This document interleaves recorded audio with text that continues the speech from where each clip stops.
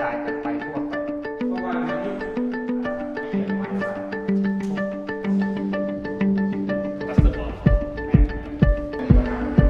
เขามีชื่อเลยมีมาตรฐานบริษัท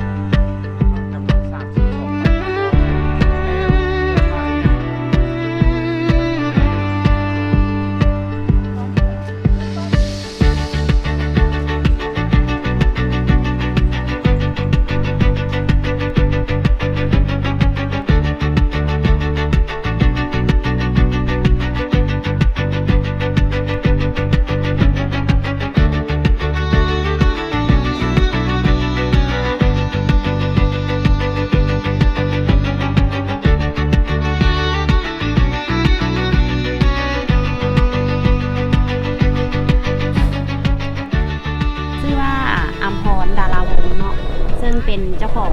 ร้านอาหารสวนอาหารนี่เลยที่สวนอานนท์ของพวกเราเนาะจะตั้งอยู่บ้านภูหุ้มเมืองแปกแขวงเสียงขวงซึ่งห่างจากตัวเมืองมาประมาณ5กิโลเมตร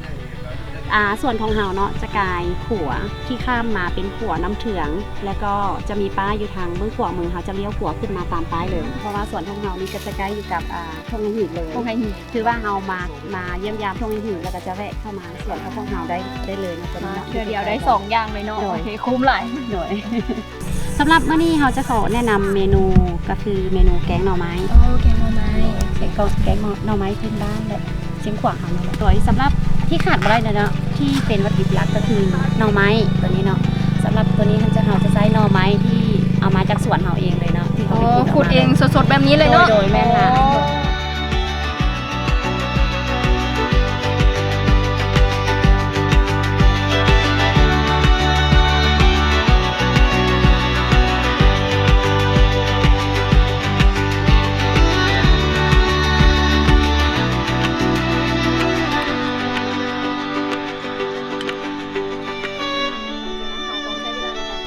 จะเป็นเมนูปิ้งปลาทามักแคนตัวนี้เนาะถือว่าจะเป็นเมนูเด็ดของร้านเราเลยตัวนี้เนาะเราจะผสมมาแล้วในส่วนผสมของ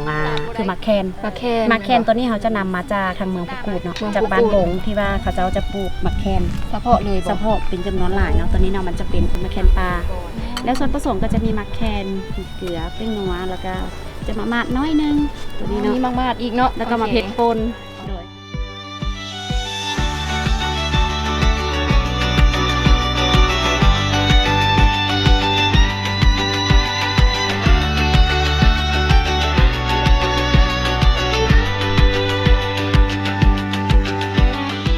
ถึงชื่อร้านติดดินค่ะเพราะว่าคอนเซ็ปต์ของมันก็คือพวกเขาขายเครื่องหัตถกรรมกสิกรรมแปรรูปก็คือกสิกรรมทุกอย่างมาจากดินและดินก็คือคนนี่แหละทุกคนค่ะมาจากความที่แตกต่างกันก็คือสินค้าทุกอย่างที่มาจากดินกับเรื่องฝุ่นเรื่องน้ำแตกต่างกันที่แห่งทุกคนมีความหลากหลายแต่ว่าสามารถมาดูกันนะคะติดดินเราจะมีขายทั้งสินค้านำเข้าหลักๆเป็นสินค้าของเราคือตัวอย่างเป็นเซตกระตานี่ก็จะมีพวกสไปซ์ที่มาจากที่ต่างๆภาคต่างๆของเราก็คือสไปซ์คือตัวนี้เป็นมักแคนก็จะมาแต่ภาคเหนือซินนามอนกับอบเชยก็จะมาแต่ทางภาคใต้แล้วก็จะมาทุกภาคมามิกซ์รวมกันแล้วก็จะเป็นกระตาแบบนี้โดยโอ้ยวันนี้